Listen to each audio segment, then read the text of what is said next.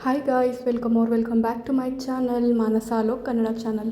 ಎಲ್ಲರೂ ಹೇಗಿದ್ದೀರಾ? ನಾನಂತೂ ಸೂಪರ್ ಆಗಿದ್ದೀನಿ.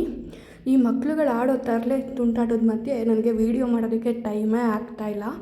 ಅದ್ರ ಮಧ್ಯಾಹ್ನ ಹೆಂಗೋ ಒಂದು ಸ್ವಲ್ಪ ಟೈಮ್ ಮಾಡಿಕೊಂಡು ಇವತ್ತಿನ ವೀಡಿಯೋ ಮಾಡ್ತಾಯಿದ್ದೀನಿ. ಇದು ಏನಂದರೆ ಮಕ್ಕಳ ಬಗ್ಗೆ ಸ್ವಲ್ಪ ಇನ್ಫಾರ್ಮೇಷನ್ನು. ಮಕ್ಕಳನ್ನ ಹೇಗೆ ನೋಡ್ಕೊಳ್ತೀನಿ, ಹೇಗೆ ಟೈಮ್ ಮ್ಯಾನೇಜ್ಮೆಂಟ್ ಮಾಡ್ಕೊಳ್ತೀನಿ, ಹೇಗೆ ನನ್ನ ಲೈಫ್ ನಡೀತಾ ಇರುತ್ತೆ, ಒಂದು ದಿನದಲ್ಲಿ ಏನೇನೆಲ್ಲ ಆಗುತ್ತೆ ಅನ್ನೋದನ್ನ ನಿಮಗೆ ತಿಳಿಸ್ಕೊಡ್ತಾ ಇದ್ದೀನಿ. ಈಗ ಮಕ್ಕಳಿಗೆ 11ನೇ ತಿಂಗಳು ನಡೀತಾ ಇದೆ. ನನ್ನ 2ನೇ ಮಗಳು ಧಾತ್ರಿ, ಇವಳು ಈಗ ಇನ್ನೂ ಮುಂದೆ ಹೋಗೋದನ್ನ ಕಲಿತಾ ಇದ್ದಾಳೆ. ಈಗ ಮುಂದೆ ಹೋಗೋದಕ್ಕೆ ಶುರು ಮಾಡಿದ್ದಾಳೆ. ಅದರಿಂದ ಅದೊಂದು ನನಗೆ ಖುಷಿ ವಿಷಯ. ಇಷ್ಟು ದಿನ ಅಯ್ಯೋ ಇನ್ನೂ ಮುಂದಕ್ಕೆ ಹೋಗ್ತಿಲ್ಲ ಅಂತ ಬೇಜಾರು ಮಾಡ್ಕೊಳ್ತಿದ್ದೆ. ಬಟ್ ಇವಾಗ ಆರಾಮಾಗಿ ಮುಂದಕ್ಕೆ ಹೋಗ್ತಾ ಇದ್ದಾಳೆ. ಸೊ ಬನ್ನಿ, ಬೆಳಗ್ಗೆನೇ ನಾನು ಹೇಗೆ ಏನೆಲ್ಲ ಮಾಡ್ತೀನಿ ಅಂತ ನಿಮಗೆ ತೋರಿಸ್ತೀನಿ. ಬೆಳಗ್ಗೆ ಎದ್ದಿದ ತಕ್ಷಣವೇ ಮೇಲ್ಗಡೆ ರೂಮಲ್ಲೇ ಬಿಸಿನೀರು ಕಾಯಿಸೋದಕ್ಕೆ ಒಂದು ಕೆಟಲ್ ಇಟ್ಕೊಂಡ್ಬಿಟ್ಟಿದ್ದೀವಿ. ಅಲ್ಲಿ ಬೆಳಗ್ಗೆನೇ ಒಂದು ಲೋಟ ಬಿಸಿನೀರು ಕುಡಿದಿರ್ತೀನಿ. ಇದೆಲ್ಲ ಆದಮೇಲೆ ಮಕ್ಕಳು ಎದ್ದಾದಮೇಲೆ ಕೆಳಗಡೆ ಕರ್ಕೊಂಬಂದಾದಮೇಲೆ ನಾನು ಇನ್ನೊಂದು ಲೋಟ ಬಿಸಿನೀರನ್ನ ತೊಗೊಳ್ತಾ ಇದ್ದೀನಿ. ಇದಕ್ಕೆ ನಾನು ಈ ಪೌಡರ್ನ ಆ್ಯಡ್ ಮಾಡ್ತಾಯಿದ್ದೀನಿ. ಕೆಲವರು ಕೇಳ್ತಾ ಇದ್ರಿ, ಹೇಗೆ ಡಯಾಬಿಟಿಕ್ನ ನೀವು ಕಂಟ್ರೋಲಿಗೆ ತಂದ್ರಿ, ಹೇಗೆ ಟ್ಯಾಬ್ಲೆಟ್ನೆಲ್ಲ ನಿಲ್ಲಿಸಿದ್ರಿ ಅಂತ. ಸೊ ಅದಕ್ಕೆ ಇಲ್ಲಿದೆ ಉತ್ತರ. ಪೂಜಾ ಅನ್ನೋರು ಅನಿಸುತ್ತೆ ಮೋಸ್ಟ್ಲಿ ಕಮೆಂಟ್ ಮಾಡಿದ್ದಿದ್ದು. ಸೊ ಅವ್ರಿಗೋಸ್ಕರ ಈ ವಿಡಿಯೋ. ಈ ಪೌಡ್ರ್ ಏನಂದರೆ 4 ಇಂಗ್ರೀಡಿಯೆಂಟ್ಸಿಂದ ಮಾಡಿರೋ ಅಂಥದ್ದು. ಎಲ್ಲ ಈಕ್ವಲ್ ಅಮೌಂಟಲ್ಲಿ ಹಾಕಿದ್ದೀನಿ. 1ನೇದು ಜೀರಿಗೆ, 2ನೇದು ಸೋಂಪು, 3ನೇದು ಅಜ್ವಾಯಿನು ಮತ್ತು 4ನೇದು ಮೆಂತ್ಯ. ಈ 4 ಕೂಡ ಈಕ್ವಲ್ ಅಮೌಂಟಲ್ಲಿ ತೊಗೊಂಡು ಫ್ರೈ ಮಾಡಿಬಿಟ್ಟು ಡ್ರೈ ಆಗಿ ಪೌಡ್ರ್ ಮಾಡಿ ಇಟ್ಕೊಳ್ತಾ ಇದ್ದೀನಿ. ನೀವು ಇದ್ರ ಜೊತೆ ಏರ್ ಫಾಲ್ ಏನಾದರೂ ನಿಮಗೆ ಪ್ರಾಬ್ಲಮ್ ಇದ್ದರೆ ಸ್ವಲ್ಪ ಕರಿಬೇವನ್ನು ಕೂಡ ಬಿಸಿ ಮಾಡಿಬಿಟ್ಟು ಮಿಕ್ಸಿಗೆ ಹಾಕ್ಕೊಂಡು ಇಟ್ಕೋಬೋದು. ಇದ್ರ ಜೊತೆಗೆ ಮಿಕ್ಸ್ ಮಾಡಿಕೊಂಡು ಇದನ್ನು ಬೆಳಗ್ಗೆನೇ ಎದ್ದಿದ ತಕ್ಷಣವೇ ಒಂದು ಲೋಟ ಬಿಸಿನೀರಿಗೆ 1 ಸ್ಪೂನ್ ಅಥವಾ ಅರ್ಧ ಸ್ಪೂನ್ ಹಾಕ್ಕೊಂಡ್ರೂ ಸಾಕು ಅನಿಸುತ್ತೆ. ಹಾಕ್ಕೊಂಡು ಕ್ಲೀನಾಗಿ ಮಿಕ್ಸ್ ಮಾಡಿ ಒಂದು 1/4 ಗಂಟೆ ಇದನ್ನು ನೀರಲ್ಲೇ ನೆನೆಯೋದಕ್ಕೆ ಬಿಡಬೇಕು. ಆಮೇಲೆ ಇದನ್ನು ಕುಡಿಬೇಕಾಗುತ್ತೆ. ಸೊ ಹೀಗೆ ಮಾಡೋದ್ರಿಂದ ನಿಮಗೆ ಡಯಾಬಿಟಿಕ್ ಆದಷ್ಟು ಬೇಗ ನಿಯಂತ್ರಣಕ್ಕೆ ಬರುತ್ತೆ. ಇನ್ನು ಇದಾಗಿದ ತಕ್ಷಣವೇ ನೆನೆಸಿಟ್ಬಿಟ್ಟು ನೀರನ್ನ ನಾನಿಲ್ಲಿ ಮಕ್ಕಳದ್ದು ಬಾಟಲ್ಗಳೆಲ್ಲ ತೊಳೆದ್ಬಿಟ್ಟು ಸ್ಟೆರಿಲೈಸ್ ಮಾಡೋದಕ್ಕೆ ಇಡ್ತಾಯಿದ್ದೀನಿ. ಮಕ್ಕಳು ಏನೇನೆಲ್ಲ ಉಪಯೋಗಿಸ್ತಾರೆ ಅದನ್ನೆಲ್ಲನೂ ಕೂಡ ಸ್ಟೆರಿಲೈಸ್ ಮಾಡಬೇಕಾಗುತ್ತೆ. ಅಂದರೆ ಅವ್ರು ಬಳಸೋ ಅಂಥ ಬಾಟಲ್ಗಳಾಗಿರ್ಬೋದು, ನಿಪ್ಪಲ್ಗಳಾಗಿರ್ಬೋದು, ಹಾಗೆ ತಟ್ಟೆ, ಲೋಟ, ಬೌಲ್ಗಳು, ಏನೇ ಒಂದು ಪದಾರ್ಥ ಅವರು ಯೂಸ್ ಮಾಡ್ತಿದ್ರು ಅದನ್ನೆಲ್ಲ ಸ್ಟೆರಿಲೈಸ್ ಮಾಡಬೇಕಾಗುತ್ತೆ. ಇದನ್ನು ನಾನು ದಿನಕ್ಕೆ 2 ಸತಿ ಮಾಡ್ತೀನಿ. ಆ್ಯಕ್ಚುಲಿ ಡಾಕ್ಟರ್ ಹೇಳೋ ಪ್ರಕಾರ ಏನಂದರೆ ಪ್ರತಿ ಸತಿ ಫೀಡ್ ಆದಮೇಲೂ ಒಂದೊಂದು ಸತಿ ನೀವು ಇದನ್ನು ಸ್ಟೆರಿಲೈಸ್ ಮಾಡಬೇಕು ಅಂತ. ಬಟ್ ನನಗೆ ಅಷ್ಟು ಟೈಮ್ ಆಗ್ತಾಯಿಲ್ಲ ಇಬ್ಬರನ್ನ ನೋಡ್ಕೊಳ್ಳೋ ಅಂಥ ಇದರಲ್ಲಿ. ಸೊ ಹಾಗಾಗಿ ಬೆಳಗ್ಗೆ ಒಂದು ಸತಿ ಮತ್ತು ಸಂಜೆ ಒಂದು ಸತಿ 2 ಸತಿ ಸ್ಟೆರಿಲೈಸ್ ಮಾಡ್ಕೊಳ್ತೀನಿ ನಾನು. ಅಂದರೆ ಹೇಗೆ ಅಂದರೆ ಇನ್ನೇನು ನೀರು ಮಳ್ಳಕ್ಕೆ ಶುರು ಆದಮೇಲೆ ಗ್ಯಾಸ್ನ ಆಫ್ ಮಾಡಿಬಿಟ್ಟು ಅದನ್ನು ಮುಚ್ಚಿಬಿಟ್ಟು ಕಂಪ್ಲೀಟಾಗಿ ಒಂದು 10ರಿಂದ 15 ನಿಮಿಷ ಬಿಟ್ಟರೆ ಸಾಕು, ಸ್ಟೆರಿಲೈಸ್ ಆಗುತ್ತೆ. ನೀರಲ್ಲಿ ಬಾಯ್ಲ್ ಮಾಡಬೇಕು ಅನ್ನೋದು ಇರಲ್ಲ. ಯಾಕಂದರೆ ಇದೆಲ್ಲ ಪ್ಲಾಸ್ಟಿಕ್ ಆಗಿರೋದ್ರಿಂದ ಬಾಯ್ಲ್ ಮಾಡಬಾರ್ದು. ಎಷ್ಟೇ ಇದನ್ನು ಬಾಯ್ಲ್ ಮಾಡ್ಬೋದು ಅಂತ ಅವರು ಹಾಕಿದ್ರೂ ಖಂಡಿತ ಬಾಯ್ಲ್ ಮಾಡೋದು ಒಳ್ಳೆಯದಲ್ಲ. ನೆಕ್ಸ್ಟ್ ನಾನಿಲ್ಲಿ ನೀರನ್ನ ರೆಡಿ ಮಾಡ್ಕೊಂಡಿದ್ದೀನಿ. ಇದೇನಂದರೆ ಮಕ್ಕಳಿಗೆ ಸರಿ ಮಾಡೋದಕ್ಕೆ. ಯಾಕಂದರೆ ಬೆಳಗ್ಗೆ ಎದ್ದು ಮಕ್ಕಳು ಬಂದಿರ್ತಾರಲ್ವ, ಅವರಿಗೆ ಬೆಳಗ್ಗೆನೇ ಸ್ವಲ್ಪ ಸರಿನ ತಿನ್ನಿಸ್ಬಿಟ್ರೆ ಹೊಟ್ಟೆ ತುಂಬ ತುಂಬಿರುತ್ತೆ. ಆಮೇಲೆ ಮಧ್ಯಾಹ್ನ ಅಂದರೆ 12 ಗಂಟೆ ಹಂಗೆ ನಾನು ತಿಂಡಿ ತಿನ್ನಿಸ್ತೀನಿ. ಸೊ ಇಲ್ಲಿ ನಾನು ಎಷ್ಟು ಕ್ವಾಂಟಿಟಿ ಬೇಕು ನನ್ನ ಮಕ್ಕಳಿಗೆ ಅಷ್ಟು ಅಳತೆ ನೀರು ತೊಗೊಂಡ್ಬಿಟ್ಟು ಮನೆಯಲ್ಲೇ ಮಾಡಿರೋವಂತಹ ಸರಿ ಪೌಡರ್ನ ಹಾಕ್ತಾಯಿದ್ದೀನಿ. ನಾನು ದಿನ ಒಂದೊಂದು ಥರ ಬೇರೆ ಬೇರೆ ಸರಿ ಪೌಡರ್ನ ಯೂಸ್ ಮಾಡ್ತೀನಿ. ಇದು ಆ್ಯಕ್ಚುಲಿ ಗೋಧಿ, ಅಕ್ಕಿ, ರಾಗಿ ಜೊತೆಗೆ ಎಲ್ಲ ಕಾಳುಗಳನ್ನು ಮಿಕ್ಸ್ ಮಾಡಿದ್ದೀನಿ. ಅದ್ರ ಜೊತೆಗೆ ಸ್ವಲ್ಪ ಮೆಣಸು, ಲವಂಗ, ಏಲಕ್ಕಿ ಇದನ್ನು ಕೂಡ ಹಾಕಿದ್ದೀನಿ. ಇದರಿಂದ ಏನಂದರೆ ಒಂದು ಸ್ವಲ್ಪ ಸ್ಪೈಸಿಯಾಗಿ ಸ್ವಲ್ಪ ಸ್ಟ್ರಾಂಗಾಗಿ ಫೀಲ್ ಆಗುತ್ತೆ ಈ ಸರಿ ಹಾಕೋದ್ರಿಂದ. ಇದು ಒಂದಿನ ಯೂಸ್ ಮಾಡ್ತೀನಿ. ಇನ್ನೊಂದು ದಿನ ನಾನು ಏನು ಮಾಡ್ತೀನಿ ಅಂದರೆ ಬರೀ ರಾಗಿ, ಅಕ್ಕಿ ಮತ್ತು ಗೋಧಿ ಮಾಡಿರೋ ಅಂಥ ಸರಿನ ಯೂಸ್ ಮಾಡ್ತೀನಿ. ಅದರಲ್ಲಿ ತುಂಬ ಲೈಟಾಗಿರುತ್ತೆ, ಫ್ಲೇವರ್ ಏನು ಜಾಸ್ತಿ ಆ್ಯಡ್ ಆಗಿರಲ್ಲ, ಅದೊಂಥರ ಚೆನ್ನಾಗಿರುತ್ತೆ. ಆಮೇಲೆ ಇನ್ನೊಂದು ದಿನ ಬರೀ ರಾಗಿ ಗಂಜಿ ಮಾಡಿ ಕೊಡ್ತೀನಿ. ಸೊ ಹೀಗೆ ಮಕ್ಕಳಿಗೆ ಒಂದೊಂದು ದಿನ ಒಂದೊಂದು ಕೊಡೋದ್ರಿಂದ ಅವ್ರಿಗೂ ಬೋರ್ ಆಗೋದಿಲ್ಲ, ಆರಾಮಾಗಿ ತಿಂತಾರೆ. ಇದಾದಮೇಲೆ ಬೆಳಗ್ಗೆ ಮಾಮೂಲಿ 12 ಗಂಟೆ ಅಥವಾ 1 ಗಂಟೆ ಹಾಗೆ ಮಾಮೂಲಿ ಊಟನ ಮಾಡಿಸ್ತೀನಿ ನಾನು ಅವ್ರಿಗೆ. ಸೊ ಇದು ಹೇಗೆ ಮಾಡೋದು ನೋಡೋಣ ಬನ್ನಿ. ಇದು ಅಳತೆಗೆ ತಕ್ಕಷ್ಟು ಪೌಡರ್ನ ಹಾಕಿಬಿಟ್ಟು ಕ್ಲೀನಾಗಿ ಗಂಟಿಲ್ದಂಗೆ ಮಿಕ್ಸ್ ಮಾಡ್ಕೋಬೇಕು. ಆಮೇಲೆ ಚೆನ್ನಾಗಿ ಇದನ್ನು ಕಾಯೋದಕ್ಕೆ ಬಿಡಬೇಕು. ಈ ಸಮಯದಲ್ಲೇ ನಾನು ಇದಕ್ಕೆ ತುಪ್ಪನೂ ಕೂಡ ಆ್ಯಡ್ ಮಾಡ್ತೀನಿ. ನಿಮಗೆ ಕನ್ಸಿಸ್ಟೆನ್ಸಿ ಗೊತ್ತಾಗುತ್ತೆ. ಒಂದು 2ರಿಂದ 3 ಸತಿ ಯೂಸ್ ಮಾಡ್ತಿದ್ದಂಗೆ ಎಷ್ಟು ಕೊಡಬೇಕು, ಎಷ್ಟು ತಿಕ್ನೆಸ್ ಆಗಿ ನಿಮ್ಮ ಮಕ್ಕಳು ತಿಂತಾರೆ ಅಷ್ಟು ತಿಕ್ಕಾಗಿ ಮಾಡಿ ಕೊಡ್ಬೋದು. ಒಂದು 2 ಸ್ಪೂನಷ್ಟು ತುಪ್ಪನ ಆ್ಯಡ್ ಮಾಡ್ಕೊಳ್ತೀನಿ ಇದಕ್ಕೆ. ಇದು ಶುದ್ಧ ದೇಸಿ ಹಸುವಿನ ತುಪ್ಪ, ಇದನ್ನೇ ಕೊಡ್ತಾ ಇರೋದು. ಸೊ ಎಷ್ಟು ದಿನ ಆಗುತ್ತೋ ಅಷ್ಟು ದಿನ ನಾನು ಇದನ್ನೇ ಯೂಸ್ ಮಾಡೋಣ ಅಂತ ಅಂದ್ಕೊಂಡಿದ್ದೀನಿ. ಆಮೇಲೆ ಬೆಳಗ್ಗೆನೇ ಈ ಥರ ಹೆವಿ ಫುಡ್ನ ಕೊಡೋದ್ರಿಂದ ಮಕ್ಕಳು ಇಡೀ ದಿನ ಆ್ಯಕ್ಟಿವ್ ಆಗಿರ್ತಾರೆ, ತುಂಬ ಕಿರಿಕಿರಿ ಮಾಡೋದಿಲ್ಲ, ಹೊಟ್ಟೆ ತುಂಬ್ದಂಗಿರುತ್ತೆ. ಆಮೇಲೆ ನೀವು ಸ್ವಲ್ಪ ಹೊತ್ತಾದಮೇಲೆ ಏನೇ ಊಟ ಲೈಟ್ ವೆಯ್ಟ್ ಆಗಿರೋಂಥ ಊಟ ಕೊಟ್ಟರು ಆರಾಮಾಗಿ ತಿಂತಾರೆ. ಸೊ ಹಾಗಾಗಿ ಇದನ್ನು ಬೆಳಗ್ಗೆನೇ ನಾನು ಕೊಡೋ ಅಭ್ಯಾಸ ಮಾಡ್ಕೊಂಡಿದ್ದೀನಿ. ಆಮೇಲೆ ಮಕ್ಕಳು ಅಷ್ಟೇ ಬೆಳಗ್ಗೆ 6 ಗಂಟೆಗೆ ಎದ್ಬಿಟ್ಟಿರ್ತಾರೆ. ಹಾಗಾಗಿ ನಾನು ಎಲ್ಲ ಕೆಲಸ ಮುಗಿಸಿ ಕೆಳಗಡೆ ಬರೋ ಅಷ್ಟೊತ್ತಿಗೆ 7-7:30 ಆಗಿಬಿಟ್ಟಿರುತ್ತೆ. ಇದೆಲ್ಲ ರೆಡಿ ಮಾಡಿ ನಾನು ಕೊಡೋ ಅಷ್ಟೊತ್ತಿಗೆ 8 ಗಂಟೆ 8:15 ಆಗಿಬಿಡುತ್ತೆ. ಸೊ ಅವರು ತಿನ್ನಿಸೋದಕ್ಕೆ ಅರ್ಧ ಗಂಟೆ 3/4 ಗಂಟೆ ಬೇಕೇ ಬೇಕು ಇಬ್ಬರಿಗೆ ತಿನ್ನಿಸೋದಕ್ಕೆ. ಸೊ 9 ಗಂಟೆಗೆಲ್ಲ ನಂದು ಮಕ್ಕಳದು ತಿಂಡಿ ತಿನ್ನಿಸಿದ್ದು ಪ್ರೋಗ್ರಾಮು ಮುಗಿದ್ಬಿಟ್ಟಿರುತ್ತೆ. ಆಮೇಲೆ ಪಟ ಅಂತ ಹೋಗಿ ಸ್ನಾನ ಮಾಡಿಸ್ಬಿಟ್ಟು ಮಲಗಿಸೋದಷ್ಟೇ ಕೆಲಸ ನಂದು. ಸೊ ಅಷ್ಟೊತ್ತಿಗೆ ಆಮೇಲೆ ಅವ್ರು ಮಲಗಿದ ಮೇಲೆ ನಾನು ಕೂಡ ಸ್ನಾನ ಮಾಡಿಕೊಂಡು ರೆಡಿ ಆಗಿಬಿಡ್ತೀನಿ. ನೋಡಿ, ಇದು ಇಷ್ಟು ಕುದ್ರೆ ಸಾಕಾಗುತ್ತೆ, ಜಾಸ್ತಿ ಏನು ಕುದಿಸೋದು ಬೇಡ, ಯಾಕಂದರೆ ಎಲ್ಲನೂ ಹುರಿದ್ಬಿಟ್ಟು ಫ್ರೈ ಮಾಡಿರೋದ್ರಿಂದ. ಇನ್ನು ಈ ಟೈಮಲ್ಲಿ ಮಕ್ಕಳು ಕೂಡ ಆಟ ಆಡ್ಕೊಂಡು ಕೂತಿರ್ತಾರೆ. ಅವ್ರ ಕೈಗೆ ಏನಾದರೂ ಒಂದು ಆಟ ಸಾಮಾನು ಕೊಟ್ಟರೆ ಸಾಕು, ಆರಾಮಾಗಿ ಆಟ ಆಡ್ಕೊಂಡು ಟೈಮ್ ಪಾಸ್ ಮಾಡ್ತಾರೆ. ಇನ್ನು ಇಷ್ಟೆಲ್ಲ ಕೆಲಸಗಳನ್ನ ಮುಗಿಸೋ ಅಷ್ಟೊತ್ತಿಗೆ ಒಂದು 15 ನಿಮಿಷ ಆಗಿರುತ್ತೆ.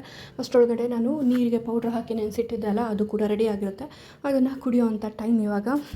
ಇದನ್ನು ತುಂಬ ನೈಸ್ ಪೌಡ್ರ್ ಮಾಡೋದೇನು ಬೇಕಾಗಲ್ಲ, ಯಾಕಂದರೆ ಇದೇ ಥರ ಸ್ವಲ್ಪ ತರಿಯಾಗಿದ್ರೇ ಚೆನ್ನಾಗಿರುತ್ತೆ. ಕುಡಿಬೇಕಾದ್ರೆ ಬಾಯಿಗೆಲ್ಲ ಸಿಕ್ಕಿದ್ರೆ ತುಂಬ ಟೇಸ್ಟಿಯಾಗಿರುತ್ತೆ. ಮತ್ತು ನಿಮಗೆ ಗೊತ್ತು ಇದೆಲ್ಲ ಎಷ್ಟು ದೇಹಕ್ಕೆ ಆರೋಗ್ಯವಂತ ಐಟಮ್ಸ್ಗಳು ಅಂತ. ಜೀರಿಗೆ, ಸೋಂಪು, ಅಜ್ವೈನ ಮತ್ತು ಮೆಂತ್ಯ ಇವೆಲ್ಲವೂ ಕೂಡ ನಿಮಗೆ ಡಿಟಾಕ್ಸ್ಗೆ ತುಂಬಾ ಹೆಲ್ಪ್ ಆಗುತ್ತೆ. ಅದರಿಂದ ಬೆಳಗ್ಗೆ ಹೊತ್ತು ಇದೊಂದು ಲೋಟ ಕುಡೀರಿ, ನಿಮಗೆ ತುಂಬಾ ಉಪಯೋಗ ಆಗುತ್ತೆ. ಮತ್ತು ಬಾಡಿಲಿ ಏನೇ ಥರದ್ದು ಒಂದು ಕೆಟ್ಟ ಅಂಶ ಇದ್ರೂ ಕೂಡ ಇದರಿಂದ ಕಡಿಮೆ ಆಗುತ್ತೆ ಅಂತ ಹೇಳ್ತೀನಿ. ಇದನ್ನು ಕುಡಿದ ಮೇಲಿಂದ ನನಗಂತೂ ತುಂಬ ಲೈಟ್ ವೆಯ್ಟ್ ಫೀಲ್ ಆಗುತ್ತೆ. ಒಂದು ದಿನ ಪೂರ್ತಿ ಎನರ್ಜಿಯಿಂದ ಇರೋದಕ್ಕೆ ತುಂಬಾ ಯೂಸ್ ಆಗುತ್ತೆ. ಇನ್ನು ಯಾರಿಗೆಲ್ಲ ಮೋಷನ್ ಪ್ರಾಬ್ಲಮ್ ಇರುತ್ತೆ ಅವರು ಕೂಡ ಇದನ್ನು ತಪ್ಪದೆ ಕುಡೀರಿ, ತುಂಬಾ ಚೆನ್ನಾಗಿ ಎಲ್ಲ ಕ್ಲಿಯರ್ ಆಗುತ್ತೆ ಅಂತ ಹೇಳ್ತೀನಿ. ಇದರಿಂದನೇ ಕೂಡ ನನಗೂ ಪ್ರೆಗ್ನೆನ್ಸಿಲಿ ಬಂದಿದ್ದಂಥ ಶುಗರ್ನ ನಾನು ಕಂಟ್ರೋಲ್ ಮಾಡೋದಕ್ಕೆ ಸಾಧ್ಯ ಆಗಿರೋವಂಥದ್ದು. ಇದನ್ನು ನಾನು ಶುರು ಮಾಡಿ ಆಲ್ರೆಡಿ 1 ಮಂತ್ ಆಯಿತು. ಪೌಡ್ರ್ ಮಾಡಿಟ್ಕೊಂಡ್ಬಿಟ್ರೆ ಸಾಕು, ಒಂದು 15-20 ದಿನಕ್ಕೆ ಆರಾಮಾಗಿ ಬರುತ್ತೆ, ಏನೂ ಹಾಳಾಗಲ್ಲ. ಮತ್ತು ನೀವು ಫ್ರೆಶ್ ಆಗಿ ಮಾಡ್ಕೊಳ್ಳಿ, ತುಂಬ ಟೇಸ್ಟಿಯಾಗಿರುತ್ತೆ ಈ ಪೌಡ್ರು. ಇನ್ನು ಇಷ್ಟೆಲ್ಲ ಆಗೋಷ್ಟರೊಳಗೆ ಮಕ್ಕಳು ಆಟ ಆಡ್ಕೊಂಡು ಕೂತಿರ್ತಾರೆ. ಅದೇ ಹೇಳಿದ್ನಲ್ಲ, ಮಕ್ಕಳಿಗೆ ಏನಂದರೆ ಈಗಲಿಂದನೇ ಏನೇನು ಮನೆಯಲ್ಲಿ ಉಪಯೋಗಿಸೋ ಅಂಥದ್ದು ತಿನ್ನೋ ಅಂಥದ್ದು ಐಟಮ್ಸ್ ಇರುತ್ತೆ ಅವ್ರಿಗೆ ಕೊಟ್ಟು ಅದ್ರ ಸ್ಪರ್ಶನ ಅವ್ರಿಗೆ ಅನುಭವಿಸೋಕ್ಕೆ ಬಿಡಬೇಕು. ಅವರೇ ಅದನ್ನು ಕಚ್ಚಿ ಸ್ವಾದನ ತಗೊಳ್ಳೋ ತನಕ ಅದು ಏನು ಅನ್ನೋದು ಅವ್ರಿಗೆ ಗೊತ್ತಾಗುತ್ತೆ. ಸೊ ನಾವು ಇದೇ ಥರನೇ ಮಾಡೋದು, ದಿನ ಒಂದೊಂದು ಐಟಮ್ಸ್ನ ಅವಳ ಕೈಗೆ ಕೊಡ್ತೀವಿ.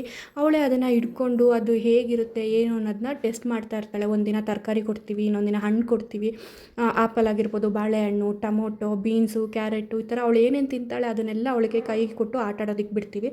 ಅವಳು ಅರ್ಧಂಬರ್ಧ ಅದನ್ನು ಕಚ್ತಾಳೆ, ಎಸಿತಾಳೆ, ಏನಾದರೂ ಮಾಡ್ಕೊಳ್ಳಿ, ಹಾಳಾದರೂ ಪರವಾಗಿಲ್ಲ. ಅದು ಅವಳು ಆಟ ಆಡಿಕೊಂಡು ಅದು ಏನು ಅನ್ನೋದನ್ನ ಅವಳು ಕಲಿತಾಳೆ. ಆಮೇಲೆ ಅವಳಿಗೆ ಇವಾಗ ಕ್ಲಿಯರಾಗಿ ಅರ್ಥ ಆಗುತ್ತೆ ತಿನ್ನೋ ವಸ್ತು ಯಾವುದು, ಆಟ ಆಡೋ ವಸ್ತು ಯಾವುದು, ಮತ್ತು ವೇಸ್ಟ್ ಯಾವುದು ಅನ್ನೋದು ಅವಳಿಗೆ ತುಂಬಾ ಚೆನ್ನಾಗಿ ಅರ್ಥ ಆಗಿದೆ ಇದರಿಂದ. ಇನ್ನು ಚಿಕ್ಕವಳಿಗೆ ಅದೆಲ್ಲ ಈಗಲೇ ಅಷ್ಟು ಗೊತ್ತಾಗ್ತಾ ಇಲ್ಲ, ಬಟ್ ಅವಳಿಗೂ ಕೂಡ ಸ್ಪರ್ಶಜ್ಞಾನ ಬರಲಿ ಅಂತ ಕೆಲವೊಂದು ಐಟಮ್ಸ್ನ ಕೊಡ್ತೀವಿ. ಹೀಗೆ ನನ್ನ ಕೆಲಸ ಮುಗಿಯೋ ತನಕ ಅವರು ಆಟ ಆಡಿಕೊಂಡು ಟೈಮ್ ಸ್ಪೆಂಡ್ ಮಾಡ್ತಾರೆ. ಆಮೇಲೆ ನಾನಿಲ್ಲಿ ಬೆಳಗ್ಗೆ ಒಂದು 12 ಗಂಟೆ ಹಂಗೆ ಕೊಡೋದಕ್ಕೆ ಅವ್ರಿಗೆ ತಿಂಡಿನ ಅಂದರೆ ಊಟ ರೆಡಿ ಮಾಡ್ಕೊಳ್ತಾ ಇರ್ತೀನಿ. ಏನಂದರೆ ಇವತ್ತು ನಾನು ಸ್ಪೆಷಲಾಗಿ ಏನು ಮಾಡ್ತಾಯಿದ್ದೀನಿ ಅಂದರೆ ಸಬ್ಸಿಗೆ ಸೊಪ್ಪು ಮತ್ತು ಪಾಲಕ್ ಸೊಪ್ಪನ್ನ ಹಾಕಿಬಿಟ್ಟು ಅವ್ರಿಗೆ ಕಿಚಡಿ ಥರ ರೆಡಿ ಮಾಡೋಣ ಅಂತ ಅಂದ್ಕೊಂಡಿದ್ದೀನಿ. ಸೊ ಇಷ್ಟೇ, ಒಂದು ಹಿಡಿಯಷ್ಟು ತೊಗೊಂಡಿದ್ದೀನಿ ನಾನು. ಕ್ಲೀನಾಗಿ ತೊಳ್ಕೊಂಡು ಅದನ್ನು ಚೆನ್ನಾಗಿ ಕಟ್ ಮಾಡಿಕೊಂಡು ಅದನ್ನು ಇಟ್ಕೊಳ್ತಾ ಇದ್ದೀನಿ. ಹೀಗೆ ದಿನ ಬೇರೆ ಥರದ ಐಟಮ್ಸ್ನ ಹಾಕಿಬಿಟ್ಟು ನಾನು ಅವ್ರಿಗೆ ಊಟನ ರೆಡಿ ಮಾಡಿ ಕೊಡ್ತೀನಿ. ಒಂದೇ ಥರ ಆದರೆ ಅವ್ರಿಗೂ ಇಷ್ಟ ಆಗಲ್ಲ ಅಂದ್ಬಿಟ್ಟು ಇವತ್ತು ಇದಾದರೆ ಇನ್ನೊಂದಿನ ತರಕಾರಿ ಹಾಕ್ತೀನಿ, ಬೇರೆ ದಿನ ಇನ್ನೇನೋ ಒಂಥರ ಹಣ್ಣುಗಳನ್ನ ಹಾಕಿ ರೆಡಿ ಮಾಡ್ತೀನಿ. ಇದ್ರ ಜೊತೆ ಒಂದಿನ ಅಕ್ಕಿ ಹಾಕ್ತೀನಿ, ಒಂದಿನ ರವೆ ಹಾಕ್ತೀನಿ, ಇನ್ನೊಂದು ದಿನ ಅವಲಕ್ಕಿ ಹಾಕ್ತೀನಿ. ಈ ಥರ ಅದು ಕೂಡ ಚೇಂಜ್ ಮಾಡ್ತೀನಿ ನಾನು. ಇವತ್ತು ಅಕ್ಕಿ ಹಾಕ್ತಾಯಿದ್ದೀನಿ. ನಾನಿದು ಸ್ಟೀಮ್ ರೈಸ್ ತೊಗೊಂಡಿದ್ದೀನಿ, ಅನ್ಪಾಲಿಶ್ಡ್. ಇದು ಮಕ್ಕಳಿಗೆ ಒಳ್ಳೇದು. ಈಗಲಿಂದನೇ ಅನ್ಪಾಲಿಶ್ಡ್ ರೈಸ್ ಕೊಡೋದು ತುಂಬಾ ಒಳ್ಳೆಯದು. ಹಾಗಾಗಿ ಒಂದು 3-4 ಸತಿ ಕ್ಲೀನಾಗಿ ತೊಳ್ಕೊಂಡು ಆಮೇಲೆ ಕುಡಿಯೋ ನೀರಲ್ಲೇ ಅದನ್ನು ಸ್ವಲ್ಪ ಹೊತ್ತು ನೆನೆ ಹಾಕ್ತಿದ್ದೀನಿ. ಯಾಕಂದರೆ ಚೆನ್ನಾಗಿ ಬೆಂದರೆ ಅದು ಅಕ್ಕಿ ಹಾಗೆಯೇ ಸ್ಮ್ಯಾಶ್ ಮಾಡ್ಬೋದು. ಈಗ ಮಕ್ಕಳು ದೊಡ್ಡವರಾಗಿರೋದ್ರಿಂದ ಮಿಕ್ಸಿಗೆ ಹಾಕಿ ನುಣ್ಣಗೆ ಮಾಡಿ ಕೊಡೋದು ಅಗತ್ಯ ಇಲ್ಲ ಅಂತ ನಾನು ಅಂದ್ಕೊಂಡಿದ್ದೀನಿ. ಸೊ ಹಾಗಾಗಿ ಸ್ಮ್ಯಾಶ್ ಮಾಡೋದಕ್ಕೆ ಅನುಕೂಲ ಆಗಲಿ ಅಂದ್ಬಿಟ್ಟು 1/4 ಗಂಟೆ ಅಥವಾ ಅರ್ಧ ಗಂಟೆ ನೆನೆ ಹಾಕ್ತೀನಿ. ಇದಾದಮೇಲೆ ಒಂದೆಷ್ಟು ಬೆಳ್ಳುಳ್ಳಿನ ಹಾಕ್ತೀನಿ. ಇದು ಅಷ್ಟೇ, ಪ್ರತಿದಿನ ಹಾಕಲ್ಲ, ಒಂದೊಂದು ದಿನ ಮಾತ್ರ ಹಾಕ್ತೀನಿ. ಅದಾದಮೇಲೆ ಇಲ್ಲಿ ನಾನು ಸ್ವಲ್ಪ ತೊಗರಿಬೇಳೆ ಮತ್ತು ಹೆಸರು ಬೇಳೆನ ತೊಗೊಂಡಿದ್ದೀನಿ, ಇದು ಕೂಡ ಹಾಕ್ತೀನಿ. ಇದು ನೆನೆಸಿಟ್ಟಿರೋ ಅಂಥದ್ದು ಎಲ್ಲ ಕೂಡ ನೆನೆಸಿರೋದ್ರಿಂದ ಬೇಗ ಬೇಯುತ್ತೆ ಮತ್ತು ತುಂಬ ನುಣ್ಣಗಾಗೋ ಥರ ಬೇಯುತ್ತೆ. ಆಮೇಲೆ ಇದಕ್ಕೆ ಸ್ವಲ್ಪ ಉಪ್ಪು ಮತ್ತು ಮೆಣಸನ್ನ ಸೇರಿಸ್ಕೊಂಡ್ಬಿಟ್ಟು ಸ್ವಲ್ಪ 2-3 ವಿಷಲ್ ಕೂಗಿಸ್ಕೊಂಡು ಚೆನ್ನಾಗಿ ಮಸ್ಕೊಳ್ತೀನಿ. ಅದರಿಂದ ಮಕ್ಕಳು ಆರಾಮಾಗಿ ತಿಂತಾರೆ. ದೊಡ್ಡೋಳಿಗೆ ಈಗ ಹಲ್ಲು ಬರ್ತಾ ಇದೆ, ಇನ್ನೂ ಚಿಕ್ಕವಳಿಗಿನ್ನೂ ಹಲ್ಲು ಬಂದಿಲ್ಲ. ಹಾಗಾಗಿ ಅವ್ರಿಗೂ ನೋಡಬೇಕಲ್ವ, ಅವ್ರಿಗೇನು ಕ್ಲಿಯರಾಗಿ ಒಳಗಡೆ ಹೋಗುತ್ತೆ ಅಂಥ ಐಟಮ್ಸ್ನ ಮಾತ್ರ ಕೊಡ್ತಾಯಿದ್ದೀನಿ. ಸೊ ಇದು ಒಂದು ಅರ್ಧ ಗಂಟೆ ನೆನೆಯೋದಕ್ಕೆ ಬಿಟ್ಬಿಡ್ತೀನಿ. ಇದಾಗೋ ಅಷ್ಟೊತ್ತಿಗೆ ಬೆಳಗಿನ ತಿಂಡಿ ಮಾಡಿಟ್ಟಿದ್ದು ಕೂಡ ಅವ್ರಿಗೆ ರೆಡಿಯಾಗಿರುತ್ತೆ, ಅದನ್ನು ತಿನ್ನಿಸ್ಬಿಡ್ತೀನಿ. ಸೊ ಇಷ್ಟೆಲ್ಲ ಆದಮೇಲೆ ಪಾಪುಗೆ ತಿಂಡಿ ತಿನ್ನಿಸೋದಕ್ಕೆ ಶುರು ಮಾಡ್ತೀನಿ. ಒಂದು ಹಾಫ್ ಆನ್ ಅವರ್ ಬೇಕಾಗುತ್ತೆ ಪಾಪುಗೆ ತಿಂಡಿ ತಿನ್ನಿಸೋ ಅಷ್ಟೊತ್ತಿಗೆ. 9:15 ಆಗುತ್ತೆ. ಹಾಗೆ ಯಾರ್ದು ಫಸ್ಟು ತಿಂಡಿ ಆಗುತ್ತೋ ಅವ್ರನ್ನ ಅಪ್ಪ ಅಮ್ಮ ಕರ್ಕೊಂಬಂದುಬಿಟ್ಟು ಚೆನ್ನಾಗಿ ಎಣ್ಣೆ ಎಲ್ಲ ತಿಕ್ಕಿ ಸ್ನಾನಕ್ಕೆ ರೆಡಿ ಮಾಡಿಸ್ಕೊಳ್ತಾರೆ. ಆಮೇಲೆ ಇನ್ಯಾರ್ದಾಗುತ್ತೆ ಆಮೇಲೆ ನೆಕ್ಸ್ಟ್ ಅವ್ರನ್ನ ಎಣ್ಣೆ ಸ್ನಾನಕ್ಕೆ ಕರ್ಕೊಂಡು ಹೋಗ್ತಾರೆ. ಹಾಗೆ ಸ್ನಾನ ಎಲ್ಲ ಆದಮೇಲೆ ನಾನಿಲ್ಲಿ ಈ ಥರ ರೆಡಿ ಮಾಡಿ ಇಟ್ಕೊಳ್ತೀನಿ. ಅಷ್ಟೊತ್ತು ಕಡೆ ನಂದೆಲ್ಲ ಕೆಲಸನ ಮುಗಿಸ್ಬಿಟ್ಟು ಡೈಪರು, ಬಟ್ಟೆ, ಅವ್ರ ಪೌಡ್ರು, ಲೋಷನು ಎಲ್ಲನೂ ರೆಡಿ ಮಾಡಿ ಇಟ್ಕೊಳ್ತೀನಿ. ಸೊ ಅವರಿಬ್ಬರು ಸ್ನಾನ ಮಾಡಿಸಿ ಆಚೆ ಕಳಿಸ್ತಾರೆ. ನಾನೆಲ್ಲ ರೆಡಿ ಮಾಡಿಬಿಟ್ಟು ಮಲಗಿಸ್ತೀನಿ. ಈ ಥರ ನಡೆಯುತ್ತೆ ಪ್ರೋಸೆಸ್ಸು. ಧರಣಿನ ಕೆಳಗಡೆ ಮಲಗಿಸ್ತೀನಿ ಮತ್ತು ಧಾತ್ರನ ಮೇಲ್ಗಡೆ ಮಲಗಿಸ್ತೀನಿ. ಇಲ್ಲಾಂದರೆ ಅವಳು ಬಿದ್ದುಬಿಡ್ತಾಳೆ ಅನ್ನೋ ಭಯ ಇರುತ್ತೆ. ಹಾಗಾಗಿ ಇಬ್ಬರಿಗೂ ಮಕ್ಕಳೇ ಮಲಗೋ ಅಭ್ಯಾಸ ಇದೆ. ಹಾಗಾಗಿ ಸ್ವಲ್ಪ ಹಾಲು ಕೊಟ್ಟಿದ ತಕ್ಷಣ ಚೆನ್ನಾಗಿ ಎಣ್ಣೆ ಸ್ನಾನ ಮಾಡಿರ್ತಾರಲ್ಲ, ಮಲ್ಕೊಂಡ್ಬಿಡ್ತಾರೆ. ಏನೂ ಗಲಾಟೆ ಮಾಡಲ್ಲ. 1-2 ಅವರ್ ಮಲ್ಕೊಳ್ತಾರೆ. ಆ ಟೈಮಲ್ಲಿ ನಾನು ಕೂಡ ಸ್ನಾನ ಎಲ್ಲ ಮುಗಿಸ್ಕೊಂಡು ತಿಂಡಿ ಎಲ್ಲ ತಿಂದ್ಬಿಟ್ಟು ರೆಡಿ ಮಾಡಿರ್ತೀನಿ. ಇಷ್ಟೆಲ್ಲ ಆಗೋ ಅಷ್ಟೊತ್ತಿಗೆ ಟೈಮ್ 9:30 ಆಗಿರುತ್ತೆ. ಯೂಶ್ವಲಿ 9:30, 9:45 ಮುಗ್ದೋಗ್ಬಿಡುತ್ತೆ. ಇನ್ನು 2 ಅವರ್ಸ್ ಏನು ಚಿಂತೆ ಇರಲ್ಲ, ಆರಾಮಾಗಿ ಮಲ್ಕೊಂಡಿರ್ತಾರೆ ಮಕ್ಕಳು.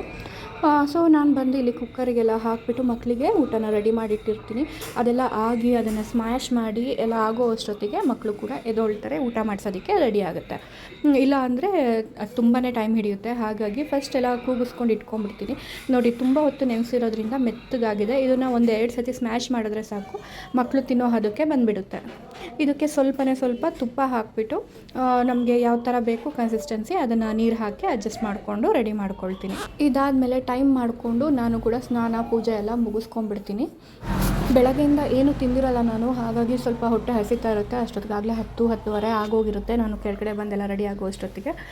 ಸೊ ಇವತ್ತಿನ ಸ್ಪೆಷಲ್ ಏನಂದರೆ ಇದು ಕಿಚಡಿ ಅಂತ ಹೇಳ್ತಾರೆ. ಇದು ಮಲೆನಾಡು ಕಡೆ ಸ್ಪೆಷಲ್ಲು. ಇದಕ್ಕೆ ಸ್ವಲ್ಪ ತುಪ್ಪ ಹಾಕ್ಕೊಂಡು ಅದಕ್ಕೆ ಜೊತೆಗೆ ನೆಂಚ್ಕೊಳ್ಳೋದಕ್ಕೆ ಅಂದ್ಬಿಟ್ಟು ಕಾಯಿ ತುರಿ ಅಥವಾ ಕಾಯಿ ಚಟ್ನಿನ ಹಾಕ್ಕೊಳ್ತಾರೆ. ಟೇಸ್ಟ್ ಅಂತೂ ತುಂಬಾ ಚೆನ್ನಾಗಿರುತ್ತೆ. ಬೆಳಗ್ಗೆ ಏನಾದರೂ ಆಫೀಸ್ಗೆ ಹೋಗೋರಿದ್ದರೆ ಇದನ್ನು ಟ್ರೈ ಮಾಡ್ಬೋದು. ತುಂಬ ಚೆನ್ನಾಗಿ ಅನಿಸುತ್ತೆ. ಬಾಕ್ಸ್ಗೂ ಕೂಡ ತೊಗೊಂಡು ಹೋಗ್ಬೋದು. ನನಗಂತೂ ಈ ತಿಂಡಿ ಇದ್ದರೆ ತುಂಬಾ ಇಷ್ಟ. ನೀವು ಯಾರ್ಯಾರು ತಿಂದಿದ್ದೀರಾ ಕಮೆಂಟ್ ಮಾಡಿ ತಿಳಿಸಿ ನೋಡೋಣ. ಇನ್ನು ನಾನು ತಿಂಡಿ ಮುಗಿಸೋ ಅಷ್ಟೊತ್ತಿಗೆ ಧರಣಿ ಆಗಲೇ ನಿದ್ದೆಯಿಂದ ಎದ್ಬಿಟ್ಟಿದ್ಲು. ಯೂಶ್ವಲಾಗಿ ಇಷ್ಟು ಬೇಗ ಎದ್ದೋಳಲ್ಲ, ಆದರೆ ಇಲ್ಲೇನೋ ಮನೆ ಹತ್ರ ಸೌಂಡಾಗಿ ಪಟಾಕಿ ಎಲ್ಲ ಹೊಡಿತಾಯಿದ್ರು. ಹಾಗಾಗಿ ಎದ್ದು ಕೂತ್ಕೊಂಡ್ಬಿಟ್ಟಿದ್ದಾಳೆ.